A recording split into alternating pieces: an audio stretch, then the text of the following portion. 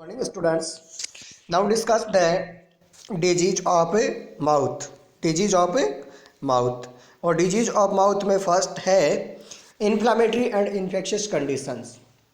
इसके अंदर फर्स्ट है कि फिजिकल चेंजेस क्या क्या हो सकते हैं. तो फिजिकल चेंजेस में है injury may be caused to tissue in around the mouth by food and other ingested substance if there corrosive, abrasive and excessive hot और कोल्ड. यानी कि यहाँ पर कहा गया है कि इंजरी हो सकती है मुंह के अंदर जो अपन फूड लेते हैं या कोई अंदर सब्सटेंस लेते हैं उसकी वजह से. उससे क्या हो सकता है कि बहुत ज़्यादा ठंडा या गर्म के कारण भी या कोई क्रोसिव हो या फिर अब्रेसिव या एक्सेसिवली यानी हॉट और कोल्ड हो उसकी वजह से हो सकता है. Corrosive chemicals are the most likely to cause serious tissue damage and acute inflammation. यानी कि क्रोसिव केमिकल्स यानी कुछ ऐसे सब्सटेंस होते हैं जो क्या कर सकते हैं, इंजरी क्रिएट कर सकते हैं. वो बहुत ज़्यादा सीरियस होते हैं और इन्फ्लामेटरी प्रोसेस कर सकते हैं उत्पन्न, और ये एक्यूट होती है, थोड़े समय के लिए होती है, बाद में ट्रीट हो जाती है. The outcome depends on the extent and depth of the injury. यानी कि ये इसका डिपेंड्स किस पे करता है, ये किस पर निर्भर करता है. वो निर्भर करता है कि उसके अंदर कितनी डेप्थ और कितनी एक्सटेंड हुई है इंजरी, यानी कि घाव कितना गहरा था उसके ऊपर होता है. नेक्स्ट है ओरल कैंडिडियासिस. ये एक फंगल इन्फेक्शन से होता है. क्या होता है? फंगल इन्फेक्शन होता है. This acute fungal infection of the epithelial of the mouth is caused by the yeast Candida albicans.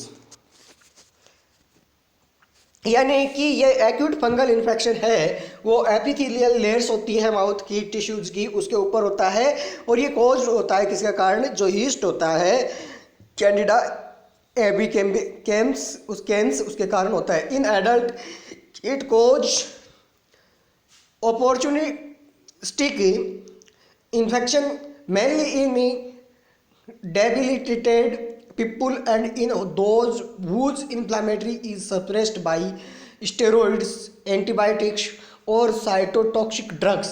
यानी कि जो मान लो कैंडिडा एल्बिकेन से यीस्ट होता है वो क्या करता है, इसमें कोज करने का काम करता है. और ये ज़्यादातर क्या होता है, या तो कोई स्टेरॉइड्स हार्मोन्स वगैरह लेते हैं उसकी वजह से, या एंटीबायोटिक्स की वजह से, या कोई इरिथ्रोसाइड्स ड्रग्स होती है उनकी वजह से होते हैं. In may be severe infection.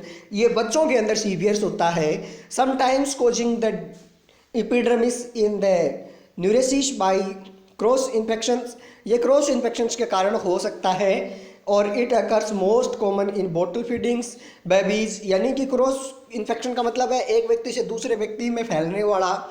इसको अपन जैसे मान लो हॉस्पिटल के अंदर नोजोकोमियल इन्फेक्शंस होता है, अपन ट्रीट तो किसी दूसरी डिजीज़ को करवाने गए थे लेकिन अदर डिजीज़ उसके कारण और हो जाती है, वैसा ही इसके अंदर होता है. और ये होता है बोतल फीडिंग के कारण. यानी कि बच्चे को जब अपन बोतल से दूध पिलाते हैं तो उस समय ये होने के चांसेस सबसे ज़्यादा रहते हैं.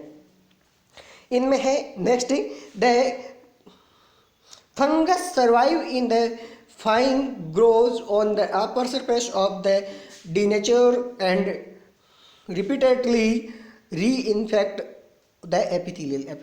नेक्स्ट है एंगुलर चेलिटाइटिस एक्यूट ग्रेमिस. ये आपके वो ज़्यादा इम्पोर्टेंस नहीं है, इसीलिए मैं जो चीज़ें आपके ज़्यादा इम्पोर्टेंस है उसको करवाने की कोशिश कर रहा हूँ. ये भी जो रिकरेंट ओरल अल्सरेशन है वो क्या होता है, इसके अंदर होता है यानी कि इसे एप्थस स्टेमिडियासिस कहते हैं और ये अल्सरेशन होता है. ये commonly features of the extremely painful ulcers होता है. Those cause sidely in the crop inside the mouth. These cause is unknown. वैसे इसके कोजेज अननाउंस है. अब वायरल इन्फेक्शंस की बात करते हैं तो वायरल इन्फेक्शन में फर्स्ट है acute herpetic gingivostomatitis. This is caused by the herpes simplex. बीमारी के कारण वायरस के कारण होता है और is the commonest oral virus infection से होता है। It is characterised by the excessive and very painful ulceration. इसमें जो अल्सर होते हैं वो इतने खतरनाक और इतने गहरे होते हैं कि उसके अंदर थोड़ा सा टच करते ही बहुत ज़्यादा पेन होने लग जाता है। सेकेंडरी रिकरेंट हर्पिस लीजन्स ये होता है, कोल्ड सोर्स कह सकते हैं इसको, और ये किस कारण से होता है, कैसे होता है, उसके बारे में बात करते हैं अपन। अब है tumours of the mouth. Mouth के अंदर ट्यूमर्स हो सकती है और इसके अंदर है स्क्यूमस सेल कार्सिनोमाज ट्यूमर्स है वो होने के चांसेस रहते हैं। This is the most common malignant tumor in the mouth and carcinosis, the usual sites for the lower lip and the tongue. Ulceration occur the frequently spread out to surrounded areas। यानी कि ये tumours है वो वैसे तो स्क्यूमस sales के अंदर होती है, लेकिन क्या होता है कि ये धीरे धीरे बढ़नी शुरू हो जाती है। इसके अलावा क्लिप्ट लिप्ट और क्लिप्ट प्लेट है। डेवलपमेंट ऑफ क्लिप्ट लिप्ट और क्लिप्ट प्लेट्स के अंदर क्या होता है कि जो होठ या फिर तालू होते हैं वो कटे हुए होते हैं। ये एट बर्थ हो सकता है और ये एक तरह की क्या होती है कि अपन कहें कि जन्मजात होती है बीमारी। During the embryos develop the roof of the mouth hard and soft palates होता है। Hard palates develop to separate right and left have this occur form the lip anterior to the uvula posteriorly before the birth these two have fuse another the middles. यानी कि यहाँ पर क्या होता है कि जब अपन कहते हैं कि एम्ब्रियो होता है, एम्ब्रियो का डेवलपमेंट होता है, उसी समय क्या होता है कि जैसे ये बेबीज में कन्वर्ट होता है तो हार्ड प्लेट है वो दो भागों में बढ़ जाती है, राइट और लेफ्ट में, और उनके बीच में एक दरार उत्पन्न हो जाती है और बाद में वो क्या कर लेती है, मिडिल लाइन बना लेती है। इसी तरह से लिप्स के अंदर भी, चाहे वो ऊपर के हो चाहे नीचे के लिप्स होते हैं, उसके अंदर होठों में भी ये कट हो जाता है और जब बाद में परेशान करता है। अब अपन देखो यहाँ पर बता रखा है मैंने कि nostril, upper lips, roof of mouth, two valve of the palates correctly fused, यानी दोनों अलग अलग फ्यूज्ड हो रहे हैं। और यहाँ पर देखो ये अबनॉर्मलिटीज के कारण होता है, बीच से कट जाता है, जिसको कहते हैं cleft lip involving the nose, nose तक इन्वॉल्व रहता है और ये कंडीशंस होती है। नेक्स्ट है क्लिप्ट प्लेट्स। क्लिप्ट प्लेट्स के अंदर भी ऐसा ही होता है, बीच का भाग है वो हार्ड प्लेट्स का है वो कट जाता है। अब बात करते हैं डिजीज ऑफ फेरिंग्स की। सी टॉन्सिलाइटिस एंड डिप्थीरिया, जो अपने आगे के डिजीज है वहाँ पर इनको अपना आराम से देखेंगे कि कौन कौन से होते हैं। इसके अलावा इसकी डिजीज़ है वो है mumps. This is an inflammatory condition of the salivary glands. और ये मम्प्स है वो क्या होता है, जो इन्फ्लामेशन हो जाता है कहाँ पर, सलाइवरी ग्लैंड्स, और मुख्यतः ये स्पेशली कहाँ पर होता है, पैरोटिड ग्लैंड के अंदर पाया जाता है। नेक्स्ट है it is caused by mumps. Mumps है वो कोज होती है किसके कारण, वायरस के कारण। वन ऑफ द पेरा इन्फ्लुएंजा ग्रुप होता है वो इसको कोजे करता है। This virus is inhaled in the infected drops and during the 18 to 21 days occupation periods. यानी मम्प्स होता है उसकी अगर आपने कोई ड्रॉपलेट है वो क्या कर ली, अगर आप स्वेलो कर लिया उसको निकल गए तो उसके कुछ एक दिन बाद में क्या हो जाता है कि 18 से 21 दिन का इसका ऑक्यूपेशन पीरियड्स होता है। और virus multiply eels were in the virus is present saliva for about 7 days before and after symptoms appear। यानी कि जैसे इस लाइवा के अंदर ये वायरस गया उसके 7 दिन के अंदर है वो इनके सिम्टम्स आने शुरू हो जाता है। इन्फेक्शन में भी spread to the other during this periods. 2 weeks periods होता है इनका। और virus also occasionally spread to, हो सकता है कैसे, पैंक्रियाज के अंदर स्प्रेड हो सकता है कोजिंग द पैंक्रिटाइटिस, और test causing the orchitis after the puberty age sometime atrophy of the glands and sterility, the brain causing the meningitis or meningoencephalitis। अब है कैलकुलस फॉर्मेशन। कैलकुलेशन फॉर्मेशन का मतलब है कि वैसे अपना कहते हैं हिंदी में पथरी हो जाना, है ना, स्टोन फॉर्मेशन हो जाता है, उसको अपन कैलकुलेशन कहते हैं। तो calculi stones are formed in the salivary glands, salivary glands के अंदर हो जाता है by the cystolithiasis of a mineral salt in saliva के कारण होता है। दे मे पर partially or completely block the ducts leading to swellings of the glands or predisposition to infection and time atrophy. These cause are not nouns, यानी कि एडजेक्ट कोज होता है उसका भी पता इसमें नहीं होता। मैं यहाँ पर किसी डिजीज को डिस्क्रिप्शन में नहीं पढ़ा रहा हूँ, केवल आपको जनरल परिचय दे रहा हूँ कि इसके अंदर इन्फेक्शन कौन कौन से इन्फेक्शन हो सकते हैं, कौन कौन सी डिजीज हो सकती है, कौन कौन सी कंडीशंस है जो क्या करती है नॉर्मल कंडीशंस को चेंज कर देती है, वो चीज़ें बता रहा हूँ। ना कि यहाँ पर किसी भी डिजीज़ को अपन डिस्क्रिप्शन में पढ़ रहे हैं। डिस्क्रिप्शन में अपन आगे जैसे मान लो कि इसकी जो डिजीज़ है वो MSN फर्स्ट के अंदर BSc सेकेंड ईयर के अंदर पढ़ेंगे। अपन BSc सेकेंड ईयर में पढ़ेंगे कि भाई कौन कौन सी डिजीज़ होती है और ये इसको डिस्क्रिप्शन में पढ़ेंगे। अब नेक्स्ट है the tumours of the salivary glands. Salivary glands के अंदर कौन कौन सी ट्यूमर्स हो सकती है, किस तरह से हो सकती है। तो this benign tumours consist of epithelial and connective tissues cell occurs mainly in the parotid glands. Parotid glands के अंदर क्या हो जाता है, ये धीरे धीरे है वो इनको होने लग जाती है। नेक्स्ट है ए सेकेंड ट्यूमर में be develop in the same glands several years after the first has been removed. It rarely undergoes malignant changes। यानी कि इसके अंदर बता रखा है कि जो चेंजेज है, एक बार मान लो किसी ट्यूमर्स को अपन ने ट्रीट करवाया और ट्रीट करवाने के बाद में वो ट्यूमर्स है वो क्या हो जाती है, एक स्थान से दूसरे स्थान की ओर आगे बढ़ने लग जाती है। तो वो अभी कंडीशन इसके अंदर क्रिएट हो सकती है। तो अब आगे अपन देखेंगे इसके बाद की जो कंडीशंस है। अभी तक अपन ने माउथ की देखी, फेरिंग्स की देखी और इसके अलावा मिक्स ट्यूमर है जो एपिथेलियोमॉर्फिक सलाइवरी ग्लैंड्स एडिनोमाज होती है वो थी। ठीक है,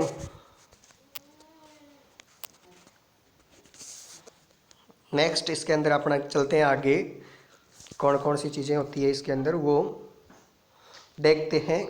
ये था अपना सेकंड। अब चलते आगे डिजीज ऑफ इसोफेगस। इसोफेगस की डिजीज को देखते हैं कि इसोफेगस के अंदर कौन कौन सी डिजीज होती है, उसकी बात करते हैं। तो उनकी बात के अंदर देखते हैं अपन क्या है। इसोफेजियल वेरिसेज। इसोफेजियल वेरिसेज के अंदर क्या होता है, इसकी कंडीशंस है वो आगे डायग्राम्स में आपको दिखाई दे रही होगी। इन कंडीशन सच एज सिरोसिस और venous thrombosis, blood flow into the liver via the portal veins is obstruct and blood pressure within the portal vein as obstruct blood pressures the portal system arise the portal hypertension. This forces blood from the portal vein into the anastomotic veins or which radiants या sands of levers. यानी कि इसके अंदर अभी तक बताया उसको मैं एक बार बता देता हूँ। इस कंडीशंस के अंदर सीरोसिस यानी कि लीवर्स की जो सीरोसिस सेल होती है उसके अंदर इन्फेक्शन हो जाता है और जिसकी वजह से वेनस जो थ्रोम्बोसिस हो सकता है या ब्लड फ्लो है वो लीवर के अंदर हो जाता है और उसके कारण क्या होता है, पोर्टल वेंस होता है वो पोर्टल वेंस ऑब्स्ट्रक्ट हो जाती है और ब्लड प्रेशर क्या हो जाता है, बढ़ जाता है। और इस सिस्टम्स के कारण क्या होता है, this forces blood from the portal vein into the anastomosis veins के अंदर चला जाता है और blood into the systematic venous circulations of livers 50% more than portal veins sustained into anastomosis veins leading to the arising the sore in these veins too। इस vein के अंदर sores हो जाते हैं। One route taken to spread blood into the vein of the distal oesophagus, distal oesophagus में चला जाता है और which because distended to weakened of a abnormally high blood volume of blood का वॉल्यूम जो है वो बढ़ जाता है और जिससे varices develop when the weakened region of the vessels also है bulb out of in the easily erodes transmitted to swallowed food. Bleedings may be slightly but chronic, leading to the iron deficiency. Anemia, however, sudden rupture cause the life-threatening hemorrhage. यानी कि इसके अंदर बता रखा है कि एक बार मैं इसको बता दूं कि इसोफेजियल वेरिसियस क्या होता है कि सबसे पहले जैसे मान लो कि कोई थ्रोम्बस हो गया या ब्लड फ्लो है वो into the levers via the portals veins के द्वारा होता है और उसमें किसी तरह का ऑब्स्ट्रक्शन आ गया या लीवर सिरोसिस हो रखा है, उसकी वजह से क्या होता है जो इसोफेजियल वेसल्स होती है उसके अंदर ब्लड फ्लो बढ़ जाता है और ब्लड फ्लो बढ़ने के कारण वहाँ पर डिस्टेंस होता है, अचानक उसमें क्या होता है प्रेशर बढ़ता है और प्रेशर बढ़ने के कारण यह है वो वेन बाहर की ओर आ जाती है और जिसके कारण क्या होता है वेन रप्चर हो जाती है और रप्चर होने के कारण क्या होता है ब्लड है वो आने लग जाता है जैसे मान लो कि भोजन के अंदर, और इसके साथ साथ में उसमें एनीमिया की कंडीशन भी क्रिएट हो सकती है। अब आगे देखते हैं अपन इन्फ्लामेटरी एंड इन्फेक्शियस कंडीशंस, इसमें acute oesophagitis. This arises after the acoustic material swallowed and all immunocompromised people acquire the severe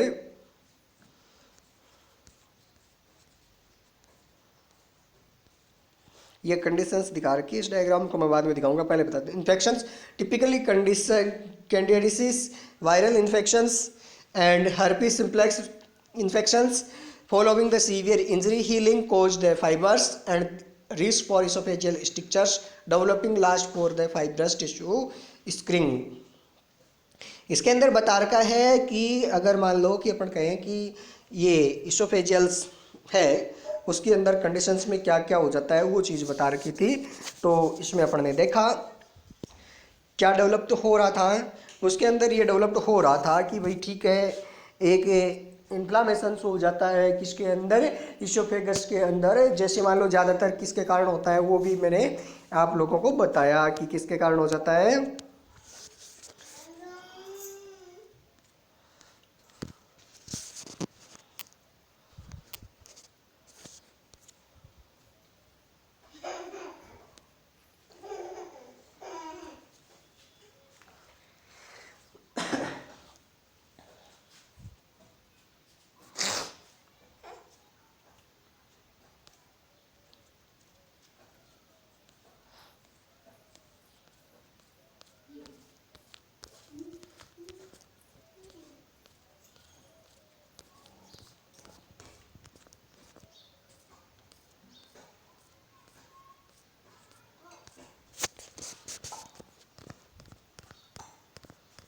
अब देखिए एक बार मैं ये डायग्राम्स थोड़ा सा दिखा देता हूँ आपको, इसके बाद में मैं नेक्स्ट डिजीज़ की बात करूँगा।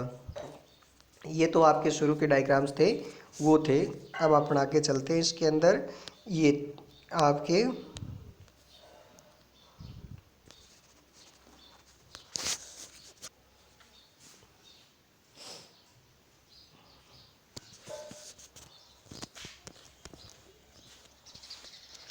हाँ अभी तक अपन ने जो पढ़ा है वो किस किस के बारे में पढ़ा है, माउथ की डिजीज़ पढ़ी है, फेरिंग्स की पढ़ी है, इसके अलावा इसोफेगस की डिजीज़ पढ़ी है।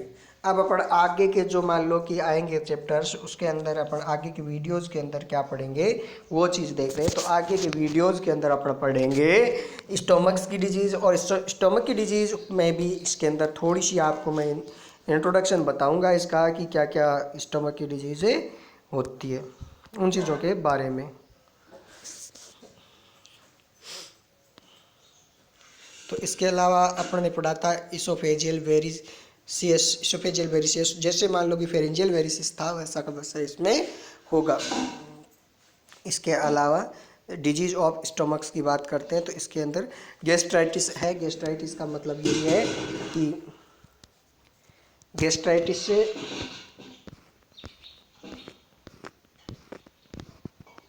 Gastritis is the common conditions that occurs when there is either excess of acid and stomach's insufficient mucus to protect the muscles surface of epithelium. It cause acute or chronic.